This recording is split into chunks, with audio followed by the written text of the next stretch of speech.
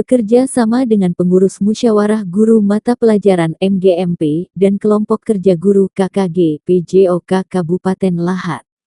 Dosen Universitas PGRI Palembang UPGRIP, workshop dengan tema, munculkan potensi atlet pelajar melalui workshop pemenuhan kuota atlet pada skala terbatas bersama MGMP dan KKG Kabupaten Lahat di SMA Unggul Negeri 4 Lahat, Senin tanggal 2 Desember tahun 2024.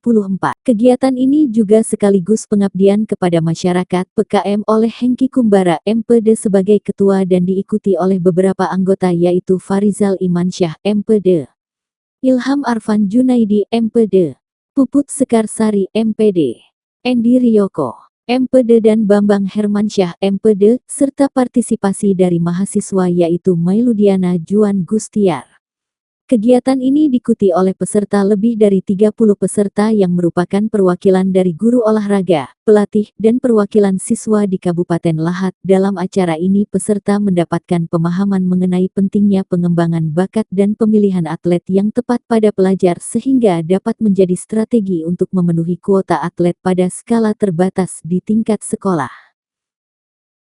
Pada kesempatan tersebut Hengki Kumbara MPD sebagai Ketua PKM sekaligus dosen UPGRIP yang menjadi narasumber menyampaikan bahwa dalam konteks memunculkan potensi atlet perlu adanya tes dan pengukuran sebagai rujukan dalam menentukan pilihan atlet terbaik.